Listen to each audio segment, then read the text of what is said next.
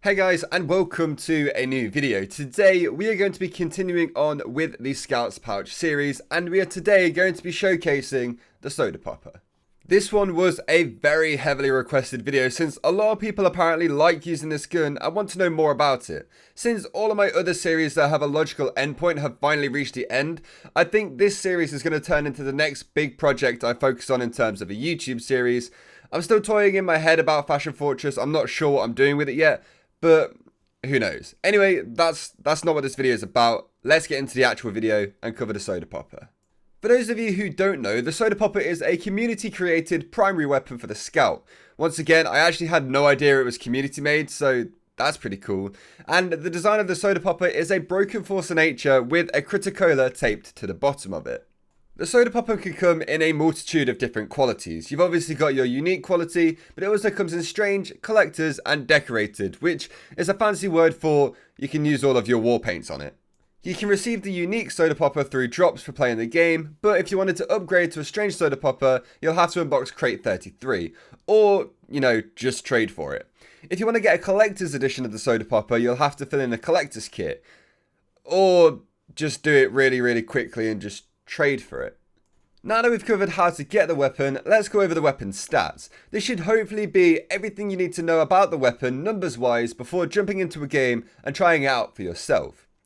For those of you who have watched my Force of Nature video a few months back, you're going to find the soda popper very similar as it shares the same reload function, which is that it reloads the whole clip at once, which means that even if you shoot one of the two bullets, that spare bullet is being popped out and replaced with a new one.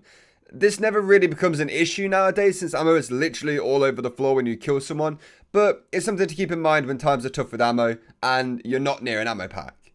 The soda popper has a 50% faster firing speed than the default scattergun, and compared to the Force of Nature, it has a 25% faster reload speed. Those were some more things I didn't actually know before checking out the wiki for this video, but it's also some stuff that's quite interesting.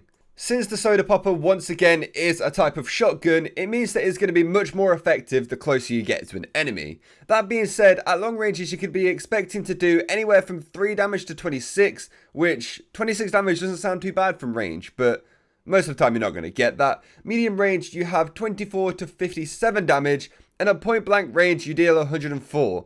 There's literally not a range here for me to show you guys, it's just 104 apparently. So I think my accuracy and the amount of pellets I hit might beg to differ. For anyone who has equipped this gun before, you would know that you get introduced to a little thing called the hype meter. Now, this meter has done a variety of different things in the past few years, and has also been changed and tampered with a lot. It used to be a case of as soon as the bar filled up, you had mini crits that you could use. They changed that to as soon as the bar filled up, you could jump around a whole bunch.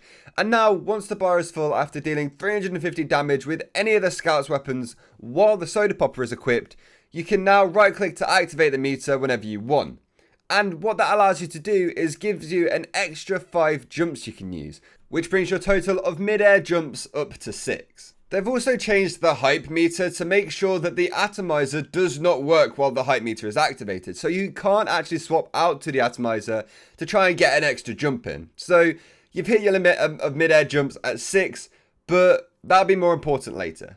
My best advice for using this weapon is to once again stick close to the enemy. If you can sneak up on them and unload the 2 shots in your clip super quickly, you can easily guarantee yourself that kill. Especially because the soda popper doesn't have knockback like the Force of Nature, the target won't go flying away from you, so both of your shots will deal the whole 104, I still think that's wrong, damage. Which would be perfect for pretty much every class in the game, except for the heavy.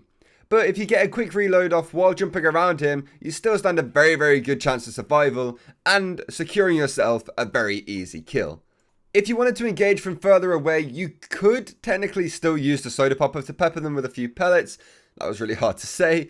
Or you can go with a sidearm like a pistol to deal little bits of damage, or even something like a bonk atomic punch to run past them without taking any damage, leaving you to sneak up behind the enemy line again, because if you're not on the enemy screens for at least 5 seconds, they assume you're dead and forget you exist, leaving you technically undetected and within point blank range, more importantly. I feel like this is a common theme with Scatterguns, is that they work really well with most other weapons the Scout has in his arsenal, and the Soda Popper works with that perfectly well. You've obviously got all of the obvious choices such as the reliable pistol, potentially the default pistol, or the Pretty Boy's pocket pistol, it doesn't really matter. I would also recommend the Winger, but the fact that you have 5 jumps already in midair, extra, with the Soda Popper, I'm not sure the extra height on the jump from the Winger would actually be worth it or would make much of a difference. There gets to be a point in TF2 where the amount of jumps you could do and the amount of height you can gain with your jumps is just a little bit overkill. And I think the Winger with the height meter is pretty much that point. So instead of using the Winger, which only has 5 bullets, why not pick a pistol with a few more bullets and higher damage that would be much more useful to engage enemies with? Alternatively, you can use the Mad Milk as well, as it is always a very solid secondary choice if you want to go for pure survivability as the Scout. Or you can switch it up and go with the Bonk Atomic Punch to try out the strategy I mentioned earlier, or try out the Criticola to do something similar but, you know, not quite the same. Now, for the melee weapons, I would honestly pair this with the Boston Basher or the 3-Rune Blade far more often than I would the Atomizer nowadays. Since you're trying to get up to 5 jumps anyway, having the Atomizer there for an extra jump when you don't have the full height meter just doesn't strike me as being 100% necessary. Once again, a lot of places in the most popular TF2 maps have no positions that are super useful that you can get to with the Atomizer, or that you would need a 3rd jump to get to that.